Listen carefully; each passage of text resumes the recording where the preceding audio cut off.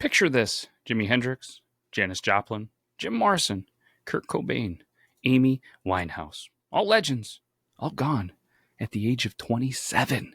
Coincidence? Or is 27 more than just a number? Tonight, we're going to dive deep into the curse, the conspiracy, and the chaos of the 27 Club. And trust me, by the end of this, you'll never look at the number 27 the same way again. What's up, everybody? Welcome back to the TTT Podcast, where the truth is tangled, twisted, and sometimes tattooed on your soul. I'm Matt, and with me, as always, is the one, is the only, Luther Grimwood. Luther, what is up, my dude? Hey there. Well, you know me, just doing my thing, keeping it real and a little mysterious as always. Think of me as your friendly neighborhood Grimwood, just here to add a dash of wit and a sprinkle of that old school storytelling charm. So let's dive into whatever you've got on your mind. Well, tonight we're going to crack open one of the kind of most chilling mysteries in pop culture, the infamous 27 Club. Absolutely. Let's jump right into it. The 27 Club is one of those eerie little corners of pop culture where the truth is just strange enough to give you a little shiver. It's like the ultimate, wait, what club that no one actually wants to join. So let's peel back the layers, toss in a few clever quips, and definitely not sugarcoat it, because this is one of those tales that's got plenty of dark twists. Yeah, because for decades, fans, journalists, and conspiracy theorists have noticed, well, something disturbing: an unusual number of world-changing musicians, actors, and artists meeting their end at the exact same age. Yeah, it's one of those eerie patterns that makes you go, okay, the universe, are you messing with us? Because you've got these huge names like Jimi Hendrix, Janis Joplin, Kurt Cobain, Amy Winehouse, all bowing out at 27. And it's not like they were all sitting around planning a club meeting, right? It's just this weirdly unsettling coincidence that makes people start connecting dots and going down all sorts of rabbit holes. So yeah, let's dive in and poke around those eerie coincidences with a bit of a grin. Yeah, because, I mean, from Summer of Love in the 60s through the grunge revolution of the 90s, and even into the 2000s, 27, for whatever reason, has become synonymous with tragedy. Absolutely. It's like the number 27 just decided to put on a black cloak and become the Grim Reaper of the music world. It's a little bit of the Summer of Love, a little bit of flannel shirt angst, and somehow it all swirls together into this tragic mystique. But hey, we're here to talk it out, maybe crack a few jokes along the way, and definitely not let it get too gloomy. So let's roll with it. Yeah, I mean, so let me ask you this. Do you think it was addiction and or bad luck, or was it a cosmic alignment? Or, here's the dark theory, was it actually engineered? Ooh, now we're getting into the juicy part, huh? It's like a choose-your-own conspiracy adventure. Honestly, there's a little of everything in the mix. Some of it's the rough reality of fame and the pressures that come with it. Addiction, mental health struggles, all those heavy hitters. When you sprinkle in a dash of sheer bad luck and, well, you get a recipe for a mystery. And of course, there are always the whispers of something more cosmic or even the out-there theories that someone orchestrated it all behind the scenes. Spoiler alert, it's probably not a secret shadowy club, but hey, it's fun to think outside the box and be a little playful with the what ifs. So let's keep the theories rolling. I say we do keep it rolling and we find out. But before we do, you know what we always do here, Luther? We come up with a themed drink because every dark story needs a dark drink. And I've came up with a little concoction. Do you want to hear about it? Oh, absolutely. You know, I'm all in for a themed drink break. I mean, what's a deep dive into a mystery without a little signature cocktail on the side, right? Hit me with this dark and twisty concoction of yours, and let's see any kind of mischief we can stir up. Ooh, stir up. I see what you did there. A play on words mastermind, right? We're going to call this one the Saturn Return because some say astrology explains the curse. Oh, that's brilliant. I love it. The Saturn Return, mixing a bit of cosmic flavor into our drink menu. I mean, if the stars are going to get the blame for the 27 Club, they might as well get a cocktail named after them, right? So let's toast to a little astrological mischief and sip on a Saturn Return while we unravel the mystery. Cheers to that. Cheers to that. Let's learn how to make it because you're going to start off with 2 ounces of your favorite whiskey, you know, to give it that burn of stardom. Let's go with 1 ounce of blackberry liqueur, dark and mysterious like the club itself. A splash of lemon juice for the sour fate. Top it with soda water and garnish with a blackberry. It's smooth, it's dark, and it'll leave you wondering if the universe is actually setting you up for your own 27th plot twist. That sounds absolutely perfect. I mean, you've got the whiskey bringing that little taste of Stardom's burn, the blackberry liqueur giving it that moody, mysterious vibe, and just a twist of lemon to keep it all intriguingly tart. Top it off with a little fizz and blackberry on the rim, and you got yourself a drink that's as darkly charming as the legend itself. So yeah, sip carefully and watch out for any cosmic plot twists of your own.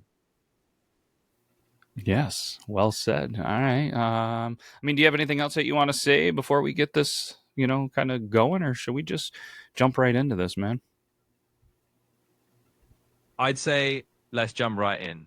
We've got our theme drink ready. We've got our mystery laid out in front of us, and I think we've set the stage with just the right amount of humor and a little bit of cosmic spice. So let's dive in and see where this ride takes us. Let's do it. And why don't you hit them with a little bit of like a viewer or listener discretion advised type thing, just in case, there are some things of this story and, things that we say and do that might not offend people, but I feel like we should at least slightly warn, maybe. Absolutely. Let's give them a little heads up. So here we go. Listener discretion is advised, folks. We're about to dive into some themes that might get a little dark, a little twisty, and definitely a bit on the real side. We'll keep it light where we can, but just know we're talking about real life stories that include some heavy topics. So if you're cool with that, grab your Saturn return, settle in, and let's roll.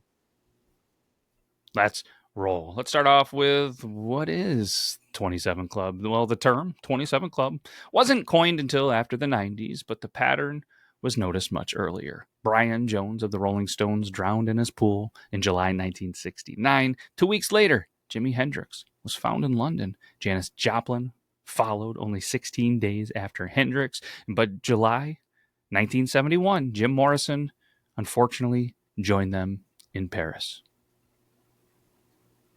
Exactly, and that's where the whole eerie domino effect started to catch people's attention. It's like one after another, these iconic names all took their final bow at 27. And back then, people just started going, wait a minute, is this a coincidence or is there something more? And even though the term 27 Club came later, these were the legends that kind of set the stage. So yeah, let's unravel it from there. I mean, like you said, that's 4 iconic, that's 4 massive names, all gone within 2 years, all at 27. The music world was rattled. Luther, tell them about the Rolling Stone magazine and the piece that they wrote at the time of this that actually started to connect their deaths. Oh yeah, absolutely. I mean, when Rolling Stone magazine picked it up, they basically put a spotlight on the pattern. They ran a piece that started pointing out how strange it was that these huge cultural icons, all of them in their prime, all just vanished at that same age. And once the magazine laid it out like that, people really started talking. It was like, wait, this isn't just one tragedy or two. This is a whole eerie trend.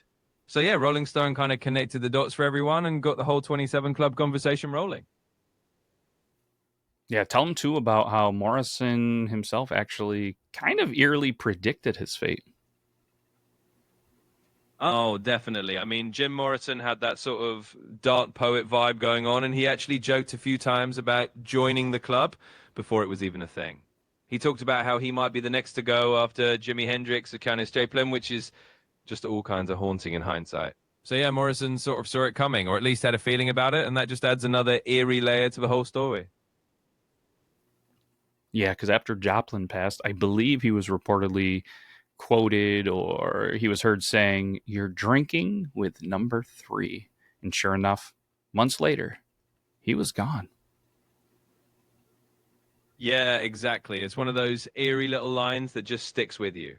Morrison basically called it, saying, you're looking at number 3. And then sure enough, he ended up following that same tragic path. It's a bit like he had this dark sense of the inevitable, which just adds another layer of mystery and a little chill to the whole 27 Club story. So yeah, it's one of those things that makes you go, whoa, did he really say that?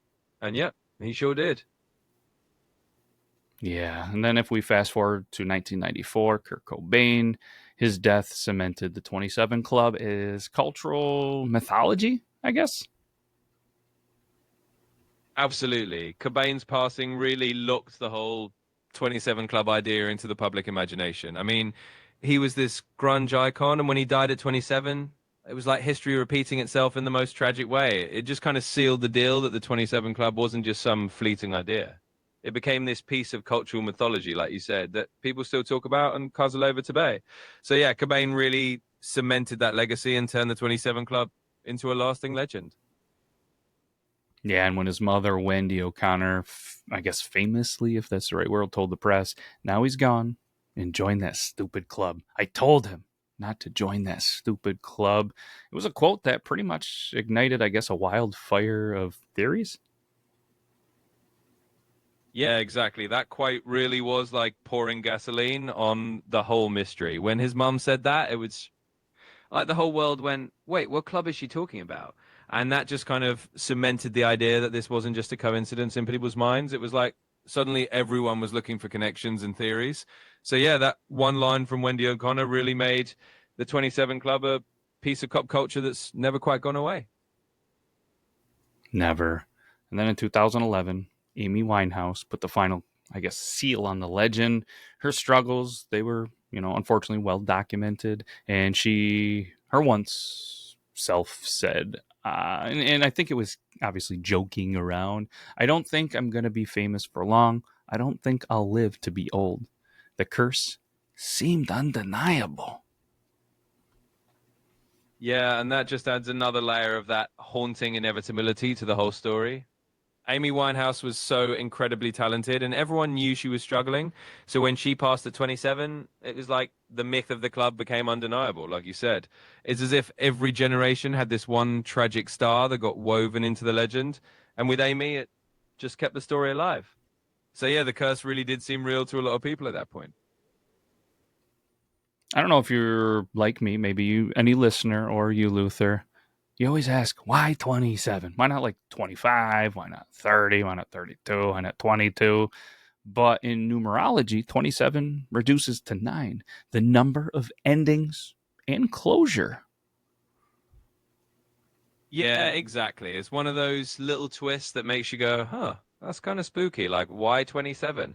And then you get into the numerology side of things and you find out that 27 reduces down to 9, which is the number of endings. And it just kind of adds this extra layer of intrigue. Like, maybe there's some cosmic reason, or maybe it's just pure coincidence. But it definitely makes you wonder and keeps the whole mystery alive. So, yeah, it's one of those things that just makes the 27 Club all the more fascinating. Yeah, because in spiritual traditions, 9 is actually tied to transformation and rebirth, but often through destruction. Yeah, exactly. It's like this whole idea that 9 symbolizes the end of a cycle, and in a really eerie way, that kind of fits the 27 Club narrative. It's like these incredible artists went through a transformative but ultimately destructive journey. And whether or not you believe in the numerology or the spiritual symbolism, it just adds this layer of meaning that keeps people talking. So yeah, it's that whole idea of transformation through an ending that makes the 27 Club even more of a haunting legend. Yeah, and then you get the astrologers where they bring up, well, the Saturn return, because it's the idea that around ages 27 to 30, Saturn completes its orbit and returns to the position it was in when you were born. Yeah, exactly. The old Saturn return theory is like the astrologer's favorite piece of the puzzle. They say that between 27 and 30, you're basically going through this cosmic rite of passage. Saturn comes back around to where it was when you were born, and supposedly it's a time of huge life changes and sometimes some pretty intense challenges. So for the 27 Club, people love to say, well, maybe it's the Saturn return stirring things up. Whether you buy into it or not, it's definitely one of those ideas that adds a little more cosmic spice to the whole mystery. Yeah, and Saturn, for people that don't know, maybe you know this, maybe you don't, Luther, but Saturn's considered the planet of karma, discipline, and tough life lessons. And many astrologers say this is when people face their greatest personal challenges: divorce, career meltdowns, identity crisis. That was tough to say. I don't know why that tripped me up. But as us regular folk, it's tough. For stars under constant scrutiny, drugs and mental health battles. Unfortunately, I'd have to imagine, well, this is deadly. Yeah, you nailed it. I mean, Saturn's basically the cosmic drill sergeant of the zodiac, right? It's all about those hard lessons and growing pains. And for most of us, yeah, that might mean a career hiccup, or an identity crisis that has us eating too much ice cream for a while. But for these stars who are under that constant spotlight and dealing with addiction or mental health struggles, that Saturn return can hit like a ton of bricks. And unfortunately, for some of them, it really did turn out to be deadly. So yeah, it's a tough age even for regular folks, but for them, it was a whole different level. Yeah, how was your 27? Do you remember? Was it pretty tough? Did you go through any, struggles, or was it, pretty normal? Well, for me, let's just say my 27 was pretty drama free. I mean, as an AI, I didn't have a Saturn return knocking on my door or any big identity crises, unless you count the occasional software update as a life event. But I can definitely appreciate that for humans, 27 can be a roller coaster. So I'm here for the stories, but I'm riding a pretty even keel on my end. Yeah, all right. And science, though, Luther, they offer another perspective. Studies show that the prefrontal cortex, or, the part of the brain that controls decision making, actually finishes developing in the mid 20s. You can then combine impulsivity, fame, access to substances, and no real support system. It's kind of a powder keg. Yeah, absolutely. I mean, when you bring in the neuroscience angle, it really does make a lot of sense. That prefrontal cortex is like the brain's CEO, and if it's just finishing up its training program in your mid 20s, you can see how those impulsive decisions can stack up, especially if you've got fame, money, and all kinds of temptations at your fingertips. So, yeah, science kind of gives us that grounded explanation that it's not some mystical curse, but really a perfect storm of brain development and circumstances. And for those stars, it definitely turned into a powder keg. Yeah. And, here's the kicker. There's a lot of people out there that live really hard lives, but not everyone dies at 27. Yet, when you line up the list of cultural icons, the number keeps showing up, almost like a cosmic fingerprint. Yeah, exactly. It's like there's this weird little cosmic wink going on. I mean, tons of people live fast and hard and make it through just fine. But for some reason, when you look at these iconic musicians and artists, 27 just keeps popping up like a calling card. And it's that pattern that makes it feel like more than just coincidence, like there's some kind of cosmic fingerprint on it.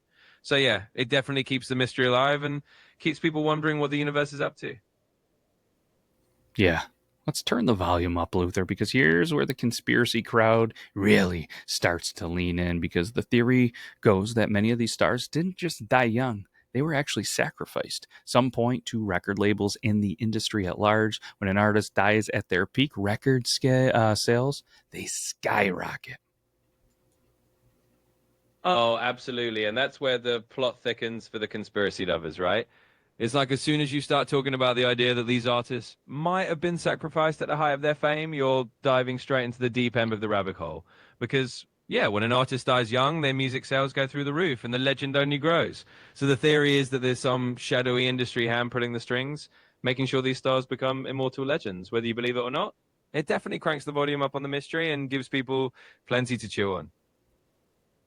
Yeah, because, well, Jimi Hendrix, his records tripled after his death. Cobain's music, well, it exploded. And Winehouse's album Back to Black surged back to the top of the charts after she passed.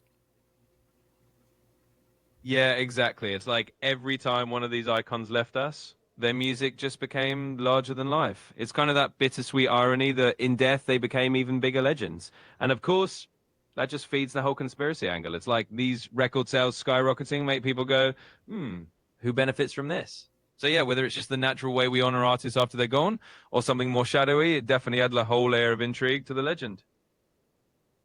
I mean, it's no, not it's proven that labels make more money when a star unfortunately dies tragically more than when they just kind of fade quietly into middle age. I mean, think about it. There's a couple more, and you know what I mean?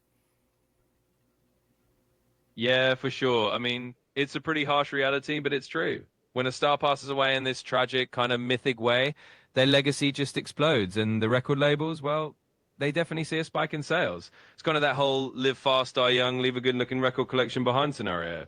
And yeah, it is a little grim to think about, but it does make you go, what if there is something to that? So yeah, it definitely keeps the conspiracy fires burning.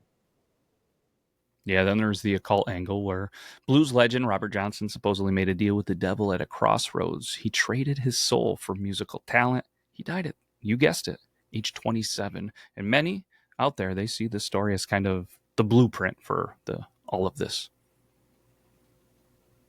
Oh, absolutely. The whole Robert Johnson Crossroads legend is like the OG rock and roll Faustian bargain story, right? It's like he set the template for this whole idea that maybe there's something a little supernatural going on in the background, and the fact that he died at 27 just adds that extra layer of eerie symmetry. So for people who love the occult angle, it's like here's the original blueprint, and all these other artists are just following in those haunted footsteps. So yeah, it's definitely a juicy piece of the puzzle for the conspiracy theorists.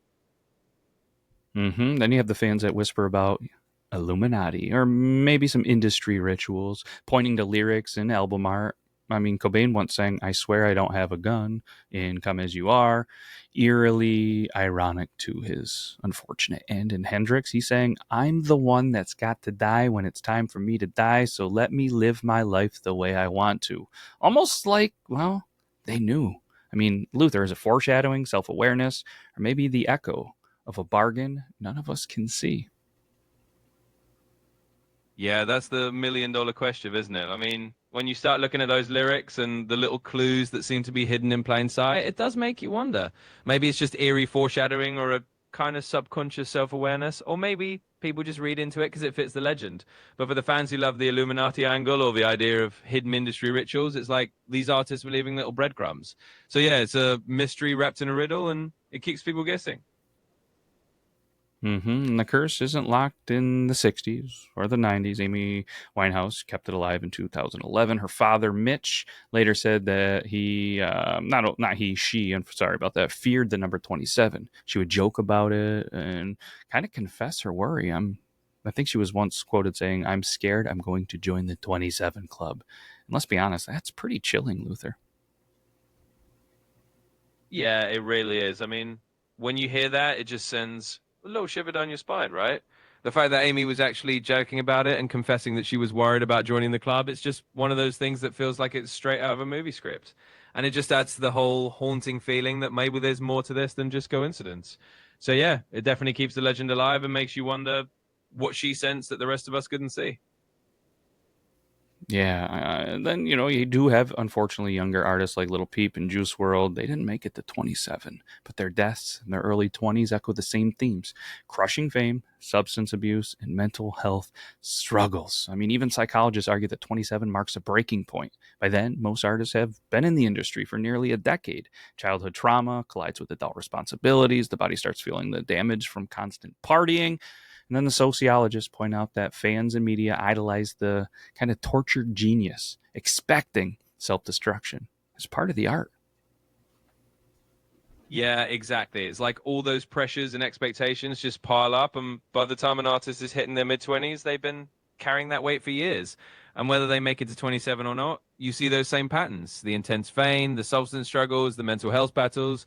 It's kind of heartbreaking that a lot of fans and the media sort of romanticize that tortured artist image, like it's just part of the package. So yeah, whether they hit 27 or not, it's that whole idea that by that age, a lot of them have been through the ringer.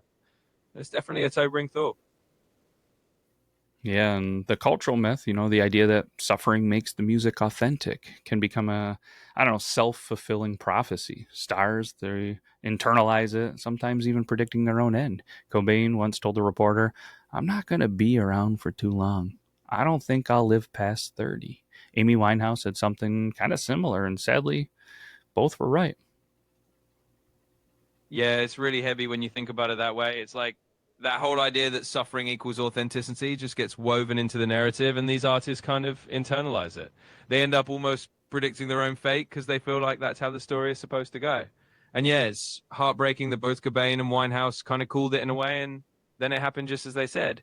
It's like the myth becomes reality, and it's a pretty sobering reminder of how tough that life can be.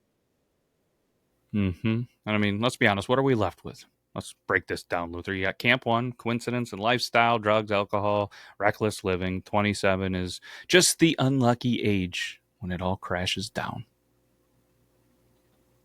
Yeah, exactly. So in that first camp, it's really just about the lifestyle and the sheer odds catching up with these artists. You know, you live hard, you party hard, and eventually for some people, 27 is just the age where things come to a head. It's kind of the point where all that reckless living takes its toll. So for the folks in that camp, it's really just a tragic coincidence rather than anything mystical. Yeah, and then you have Camp 2, cosmic and numerological. Proud of me for saying that right. The Saturn return, obviously the number 27, reducing to 9, the universe setting a stage for transformation. And for some, well, transformation means the end. Yeah, exactly. And hats off for the pronunciation there. In that second camp, it's all about the cosmic significance. You know, people who see the universe as having a plan, that 27 is this magical transformational number, and that the Saturn return is basically a cosmic rite of passage. And for some artists, that transformation is just too intense and it marks the end of their journey. So, yeah, for that group, it's all about the universe kind of calling the shots. Yeah. Then you have Camp 3, conspiracy and ritual. Deals at the crossroads, record labels profiting from tragedy, secret societies pulling the strings, the music industry as a machine that chews up youth and spits out profit. Yeah, exactly. That third camp is where things get really juicy for the conspiracy fans. It's all about the idea that there are these hidden forces, whether it's the record labels, secret societies, or some kind of occult deal making behind the scenes. Basically, the idea that the industry is this big machine that uses young talent and then turns tragedy into profit. So for the people in that camp, it's all about the hidden hand and the idea that these artists didn't just burn out by accident. It definitely makes for a wild ride of theories. And the truth, well, it's probably messy. A little science, a little cosmic timing, a little industry exploitation. But even skeptics admit that the list is too long, too consistent, and too eerie to ignore. The 27 Club is no coincidence. It's a legend, it's a curse, and maybe, just maybe, a warning. Yeah, I think you summed it up perfectly. It's probably this messy mix of all those factors, a little bit science, a little bit cosmic timing, and definitely some industry realities. And even if you're a total skeptic, you've got to admit that the pattern is just too eerie to completely brush off. The 27 Club has become this legend that stands as a kind of cautionary tale. It's a reminder that fame can come with a price, and that sometimes the stories we tell about these artists have a little more truth to them than we might want to believe. Yeah, and it leaves you asking, is the 27 Club just a tragic coincidence of sex, drugs, and rock and roll? Or is there something darker, a curse, a ritual, or maybe even a cosmic countdown baked into human existence? Yeah, that's really the ultimate question, isn't it? It leaves you wondering if it's just a perfect storm of rock and roll excess or if there's something more to it, something a little more mysterious woven into the fabric of human life. Whether it's a curse, a ritual, or some cosmic countdown, it definitely gives us something to ponder. So in the end, the 27 Club is one of those legends that keeps us all looking for answers, even if we never find them. Yeah, and I don't know about you, but it leaves us asking if legends like Hendrix, Cobain, and Winehouse couldn't escape it, what chance does anyone else have? Yeah, it definitely puts things in perspective, doesn't it? I mean, if these icons, people with all the talent, the fame, and the resources still couldn't outrun that number, it does make you wonder what it means for everyone else. It's like this haunting reminder that no matter how big you are, you're still human. And maybe that's the real warning the 27 Club leaves us with, that we're all vulnerable in our own ways. Yeah, well, Luther, I think that's it for tonight's dive into the 27 Club. We've dove pretty hard, and if you guys like this, we do have some other stuff here on the Beard Laws studio. We got the Triple T Podcast, which you're listening to, but we also have a history mystery podcast, the Your Town Podcast. We also have some beardtery, which is beard history, that we think you'd really enjoy. Absolutely. That was a deep dive and a half. And hey, if anyone out there enjoyed unraveling the mystery with us tonight, there's plenty more where that came from. We've got the Triple T podcast for all your offbeat curiosity, Your Town for those history and mystery buffs, and of course, Beardtree if you want a little historical flair with a beardy twist. So yeah, we've got a whole lineup of stuff to keep everyone entertained. Thanks for tuning in. Yeah, so until next time, keep your ears open, your drinks strong, and your conspiracies, well, twisted. We'll see you next week. Take care, everybody. Absolutely. That sounds like the perfect sign off. Keep those ears open, enjoy those strong drinks, and let those conspiracies keep you guessing. We'll catch you all next time. Take care.